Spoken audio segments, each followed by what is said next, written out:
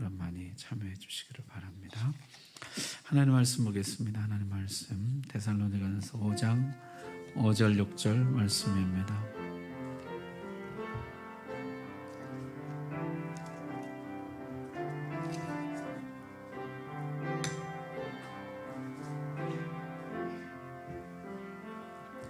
신약성경 332쪽입니다. 하나님 말씀 봉독할 때 우리 다 함께 자리에서 일어나셔서 한 목소리로 봉독하겠습니다. 시작. 너희는 다 빛의 아들이요 낮의 아들이라. 우리가 밤이나 어둠에 속하지 아니하나니 그러므로 우리는 다른 이들과 같이 자지 말고 오직 깨어 정신을 차릴지라. 아멘. 감사합니다. 하나님을 기쁘시게 하는 생활, 복음을 찬란하게 빛나게 하는 삶, 거룩한 성, 거룩한 일, 거룩한 죽음이었죠. 앞서간 성도들은 먼저 하나님 품에 안겨 있으며 먼저 예수님과 깊고 충만한 교제를 누리고 있다. 주님 다시 오시는 날 우리는 다시 만나 영원한 천국 잔치에 들어가게 될 것이라 그랬습니다. 그들은 이미 아버지 품에서 그날을 기다리고 있습니다. 그렇다면은 우리는 그날을 어떻게 준비해야 할까요? 그들은 아버지 품에서 그날을 기다린다 하는데 살아있는 우리는 그날을 어떻게 준비하며 맞이해야 할 것인가? 성경은요, 이 전체 분량 30분의 1이 재림에 관한 말씀으로 되어 있을 정도로 이 주제를 매우 중요하게 생각합니다. 여러분, 주님의 오심, 초림과 재림, 처음 오심과 다시 오심인데요. 초림과 재림 중에 어떤 말씀이 더 많을까요? 뭐가 더 많을 것 같으세요? 초림과 재림에 관한 말씀의 비중이 1대 8로 재림에 관한 비중의 말씀이 훨씬 큽니다. 성도의 신앙에 재림을 대하는 자세, 주님 다시 오심을 대비하는 자세가 그만큼 중요하다는 것이요. 막대한 비중을 차지하고 있는 것입니다. 자, 잘못된 접근은 때와 시기에 관심을 갖는 것입니다. 그날이 언제일까? 그날 맞추기. 그 날짜를 계산해내는 일에 골몰하는 것이죠. 여러분, 오늘 5장은 이렇게 시작합니다. 형제들아, 때와 시기에 관하여는 너에게 쓸 것이 없으면 쓸 일이 없다는 것이에요. 이미 주님이 분명히 말씀하셨죠. 그러나 그날과 그때는 아무도 모르나니 하늘에 있는 천사들도 아들도 모르고 아버지만 아시느니라. 그날과 그때는 아무도 모른다. 여러분, 여기 바울은 이거는 뭐 할 말이 없다, 쓸 것이 없다 이렇게 했는데 주님은 그건 아무도 모른다. 오직 아버지만 아신다. 부활하신 후에 주님이 이걸 한 번 더 말씀하십니다. 부활하신 다음에 이르시되 때와 시기는 아버지께서 자기의 권한에 두셨으니 너희가 알 바 아니요.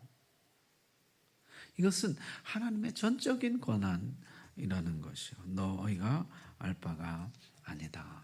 이제 하나님 그렇게 말씀하셨다는 것이죠. 여러분, 왜 알 바 아니라 그러셨을까요? 그냥 알려주지. 알려주면 그냥 좋을 텐데 왜 알 바 아니라 아무도 모른다. 거기에 관해서는 쓸 말이 없다. 왜 그렇게 할까요? 여러분, 그 시점을 아는 것이 우리에게 과연 유익할 것인가 생각해 볼 필요가 있는 것이죠.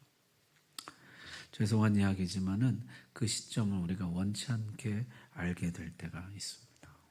시한부 선고를 받는 것이죠. 당신 이제 6개월 남았습니다. 시점을 알게 되면 대부분의 사람들은 놀라고 당황하고 슬퍼합니다.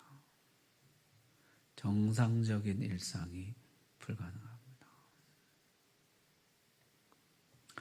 사실 우리는 모두 시한부 인생이죠. 그 날과 그 시점만 모를 뿐이지 우리 다 언젠가는 시점이 있다는 거 알고 있잖아요.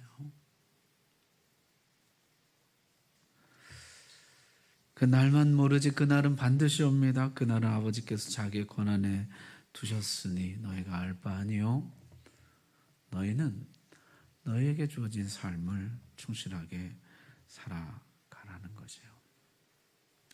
그러나 지금도 시간 계산을 통해서 사람들에게 위기감을 주고 거기서부터 뭔가를 편취하려는 사람들이 많이 있습니다.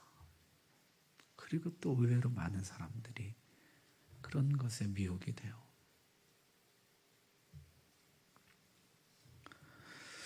자, 그날에 대해서는요, 성경이 두 가지 비유를 들고 있습니다. 첫 번째는 그날은 도둑같이 온다는 것이요. 그리고 두 번째는 그날은 임신한 여자의 해산처럼 온다. 이 도둑같이 온다는 것은 이제 돌발성이죠. 갑자기 온다. 예기치 않은 때 온다. 예고 없이 온다.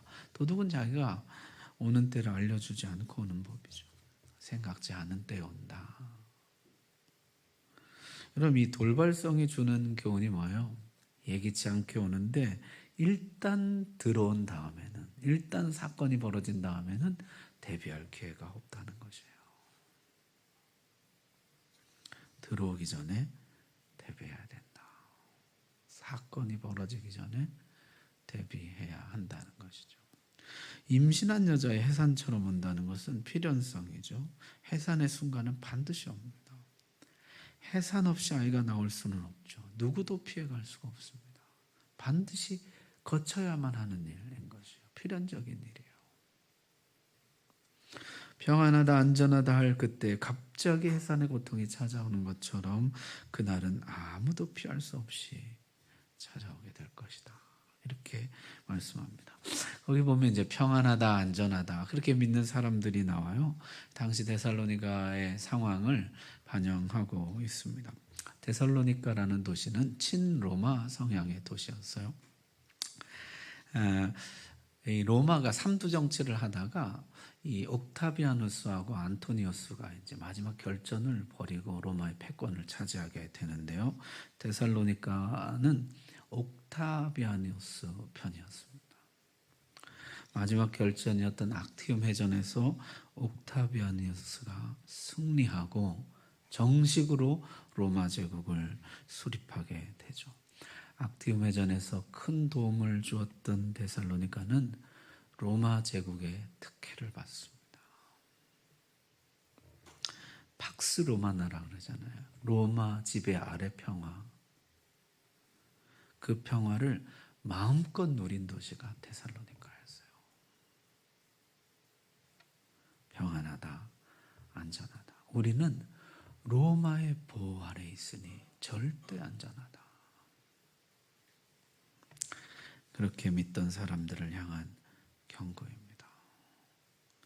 너희가 안전하다고 믿는 그때 종말이 갑자기 너희에게 이를 것이다. 오늘날도 많은 사람들이 자신들은 안전하다고 믿습니다. 내가 가진 것이 나를 지켜줄 것이다. 내가 가진 것 아래의 평화 영원할 것이다. 그러나 여러분 오늘 성경의 말씀에 귀를 기울이십시오. 그날은 도둑같이 오고 해산의 고통처럼 찾아올 것입니다. 돌발적이며 필연적일 것입니다.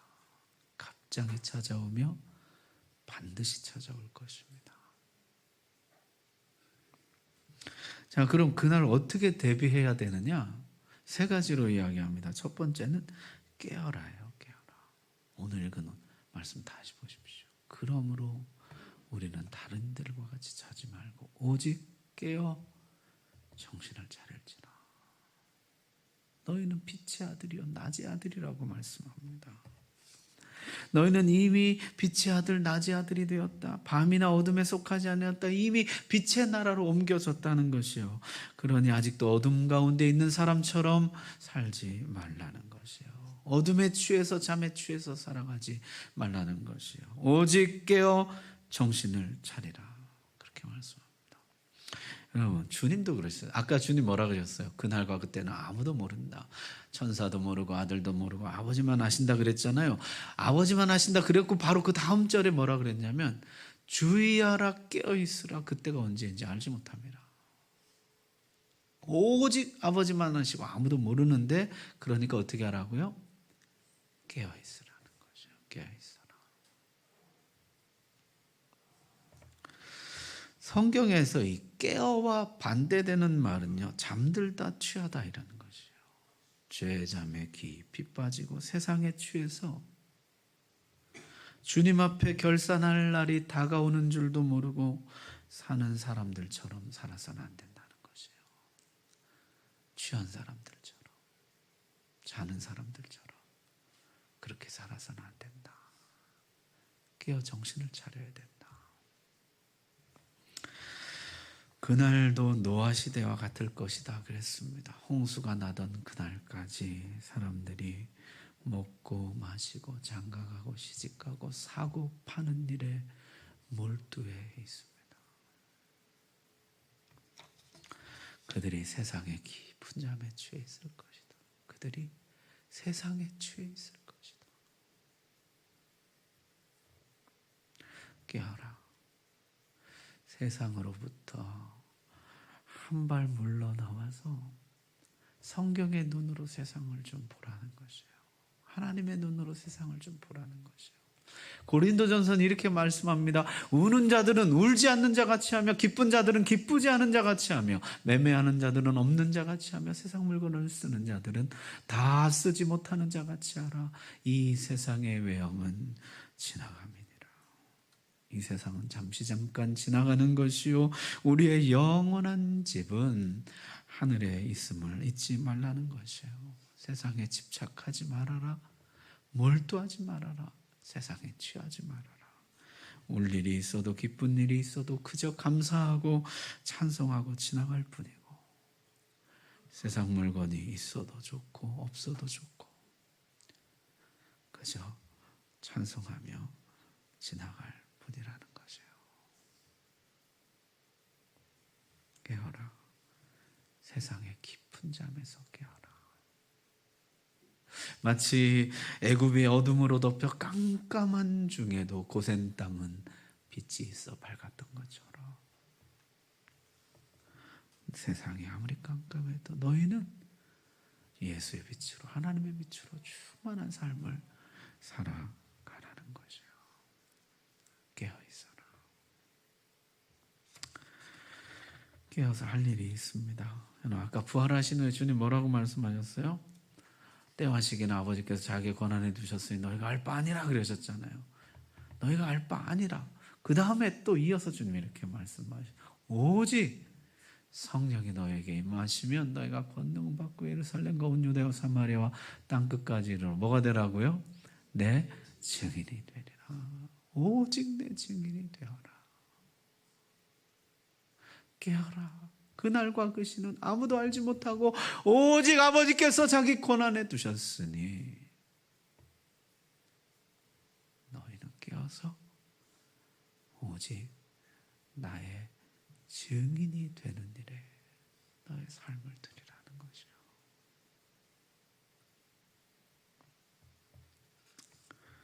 때와 시기는 하나님께 맡기고 너희가 할 일은 따로 있다는 것이요. 그날을 맞추는 것이 우리가 할 일이 아니에요. 그날을 계산해내는 것이 우리가 할 일이 아닙니다. 막연히 그날이 언젠가 올 것이다 기다리는 것이 우리가 할 일이 아닙니다. 깨어라, 정신을 차려라, 그리고 내 증인이 되어라. 그것이 우리 할 일이라는 것이에요. 어떻게 하면 이 어두운 세상을 살아가면서 세상의 깊은 잠에 빠지지 않을까, 세상에 취하지 않을까, 깨어있을까, 깨어서 증인으로 살아갈까. 그게 종말을 대비하는 성도의 자세라는 것입니다. 두 번째는요, 싸우라는 것이에요. 8절 보십시오.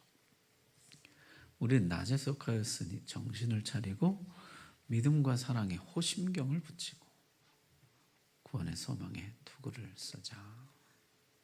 우린 낮에 속하였다는 것입니다. 그러니 깨어 정신을 차리고 그 다음에 믿음과 사랑에 호심경을 붙이고 구원의 소망의 투구를 쓰자는 것이. 호심경이 예전에는 이제 흉배라 이렇게 번역했었는데, 여러분 그 로마 군인 보면 이렇게 심장을 보호하는 이 청동 장식 있잖아요. 여기 쇠로 된 거. 화살로부터 심장을 보호하는 호심경, 흉배라고도 하고 흉갑이라고도 하고. 투구는 머리를 보호하는 이 철모죠, 쇠모자. 무장하라. 이것은 전쟁이다. 이렇게 말씀하시는 거죠. 사실 이 전쟁의 개념은요, 하나님 먼저 쓰신 것입니다. 공의를 갑옷으로 삼으시며 구원을 자기의 머리에 써서 투구로 삼으시며 보복을 속옷으로 삼으시며 열심을 입어 겉옷으로 삼으시고 용사 여호와, 싸우시는 여호와. 전쟁 개념을 처음 말씀하신 분은 하나님 자신이에요. 여러분 이렇게 한번 생각해 보세요. 사실 지금 하나님 마귀와 싸우십니까? 전혀 아니죠. 욥을 시험할 때도 보면은 마귀가 하나님의 허락을 받습니다. 예수님이 나타나자 마귀가 싸우자 하고 달려드나요? 벌써 나를 멸하러 오셨나이까. 돼지떼에게라도 들어가게 해달라 허락을 구합니다. 여러분 하나님과 마귀가 싸우고 있는 것이 아니에요. 싸움은 누가 하는 것입니까? 우리가 하는 것이에요. 우리가. 마귀의 시험과 유혹에 맞서 싸우는 우리를 돕고 이끄시는 하나님을 알려주시려고 용사 여호와, 싸우시는 여호와 개념을 보여주시는 것이요. 하나님이 우리 앞서 싸우시며 이 싸움을 주도하고 계십니다. 따라서 이 싸움은 승리가 확정된 싸움이에요. 이기기로 결정된 싸움인 것이요. 그러나 개개의 전투는 남아 있습니다. 이 싸움을 위해서 무장을 하라는 것이에요. 에베소서에 보니까요, 마귀에게는 불화살이 있습니다. 불화살을 쏩니다. 막아낼 방패가 있다는 거죠. 믿음과 사랑의 호심경, 구원의 소망의 투구. 그거 가만 보면 참 재미있는 것이요. 믿음, 소망, 사랑이에요. 믿음, 소망, 사랑. 이것이 너희를 지키는 방패요, 원수를 못 지르는 무기라. 여러분, 믿음을 지키며 소망을 유지하고 사랑을 실천한다는 것이 얼마나 어려운 일입니까? 믿음, 소망, 사랑을 잃어버리지 않으려면 우리가 얼마나 치열하게 신앙생활을 해야 할까요? 이것은 전쟁인 것이에요. 원수 마귀는 우리의 믿음을 불태워버리고 소망을 꺾어버리고 사랑을 포기하도록 계속해서 공격해 온다는 거예요. 끝까지 하나님을 믿고 신뢰하고 예수 그리스도 안에서 주신 소망을 붙잡고 아가페의 사랑을 실천하면서 살아가라. 그것이 원수를 물리치는 길이고 이기는 길이라는 거죠. 그러면서 이어서 9절에 이렇게 말씀합니다. 하나님이 우리를 세우심은 이렇게 보겠지만 예정하심은이에요. 하나님의 예정은 노하심에 이르는 것이, 진노가 예정이 아니에요. 뭐가 예정된 것입니까? 구원이 예정된 것이에요. 하나님이 이미 예정해 놓았다. 너희가 진노를 받지 않고 구원을 얻도록 예정해 놓으셨다는 것이요. 이어서 10절에 이렇게 말씀합니다. 예수께서 우리를 위하여 죽으사 우리로 하여금 깨어있든지 자든지 자기와 함께 살게 하려 하셨느니라. 구원은 확정되었는데 이 구원의 목적은 뭐예요? 예수님과 함께 사는 것이라. 이 싸움의 최종 목적은 원수가 물러가는 것이 아닙니다. 우리가 예수님과 함께 살아가는 것이에요. 그것이 이 싸움의 최종 목적이라는 것이죠. 우리 계시록에 있죠. 내가 들어가 그로 더불어 먹고 그는 나로 더불어 살리라. 그게 우리의 최종 목적인 것이에요. 여러분, 죄 안 짓는 것을 이 싸움의 목표로 삼지 마십시오. 예수님과 함께 살아가는 것을 목표로 삼으십시오. 우리가 잘 아는 말씀, 갈라디아서 2장 20절. 전에 누가 저보고 제일 좋아하는 성격이 뭐냐, 그래서 제가 이 말씀을 이야기한 기억이 나요. 내가 제일 좋아하는 말씀이 이거다. 내가 그리스도와 함께 십자가에 못 박혔나니 그런즉 이제 내가 사는 건 아니요 오직 내 안에 그리스도께서 사시는 것이라. 그리스도와 함께 죽고 그리스도와 함께 사는 것, 그게 최종 목표라는 것이요. 자, 마지막 세 번째는 세우라입니다. 11절 보십시오. 11절 우리 같이 한번 읽읍시다. 시작. 그러므로 피차 권면하고 서로 덕을 세우기를 너희가 하는 것 같이 하라. 아멘. 피차에 권면하라. 권면하라는 것이 격려하라, 위로하라 이런 뜻이요. 서로 격려하고 서로 위로하라는 것이요. 부상자들 위로하라는 것이요. 이 치열한 싸움의 소리가 항상 승리만 하는 것은 아닙니다. 때로 참담한 패배를 겪습니다. 넘어지고 빼앗기고 꺾이고 다치고 좌절합니다. 쓰라린 상처를 안고 돌아온 형제들 서로 위로하라는 것이요. 많이 다쳤네. 쓰리겠다. 따뜻한 말, 간절한 기도. 영적 전후의 동지애로 서로 감싸주라는 것이에요. 그 다음에는 서로 덕을 세우라 이렇게 말씀합니다. 이 덕을 세우라고 번역한 이 사실은요, 이 단어가 집을 짓는다는 뜻이에요. 집을 짓다. 서로의 집을 세워주라는 것이요. 성경은 종종 우리 인생을 집 짓기에 비유합니다. 모래 위에 지은 집이 있고 반석 위에 세운 집이 있다는 거죠. 마지막 날에 우리가 각각 집을 짓는데 금이나 은이나 보석이나 나무나 풀이나 집으로 집을 짓는다는 것이요. 마지막 날에 불이 그 집의 견고함을 점검할 것이라. 다 타버리는 집이 있고 여전히 견고하게 서 있는 집이 있을 것이라. 인생은 집 짓기라는 것이에요. 집 짓는 거 서로 도와주라. 내 집만 잘 지으려고 하지 말고 형제가 집을 잘 짓도록 도와주라는 것이에요. 미소, 악수, 참을성 있게 들어주는 일, 공감, 따뜻한 물 한 잔을 떠다 주는 일, 그를 위한 진지한 기도, 다른 사람이 집 짓는 것을 도와주라는 것이에요. 여러분, 요단강 건널 때 이야기를 보십시오. 하나님 뭐라고 말씀? 제사장들이 먼저 들어가라는 거죠. 지금 물이 넘실대고 있는데 제사장들 너네가 먼저 들어가라. 어떻게 해야 합니까? 제사장들이 먼저 들어가는데요, 강물을 막고 가운데 서 있으라는 거죠. 언제까지면? 백성들 다 지나갈 때까지 가운데 서 있어라. 그 백성들 다 지나간 다음에 나오라는 것이요. 자, 뒤에는 막 강물이 넘치는데 이게 언제 그냥 덮쳐올지 모르는데 한가운데 탁 버티고 서서 백성들 다 지나갈 때까지 거기 서 있으라는 거죠. 여러분, 이 장면 한번 상상해 보십시오. 요단 강물이 이렇게 흘러가고 있는데 제사장들이 쭉 들어가서 그 강물을 끊는 것이에요. 강물을 끊고 탁 강물을 버티고 선 것이 한 줄로 쭉 도열해 가지고 지금 이 뒤에는 막 강물이 지금 넘쳐 나려고 넘실거리고 있어요. 탁 막아서서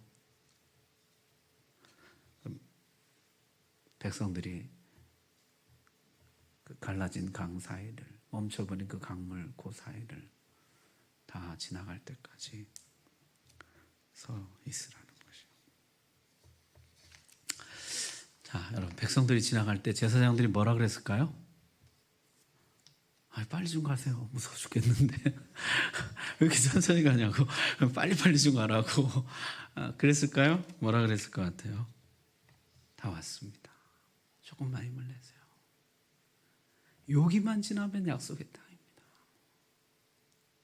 막 서로 하이파이브를 하고 포옹을 하고 격려를 하고 손을 붙잡고 그렇게 건넜을 것입니다.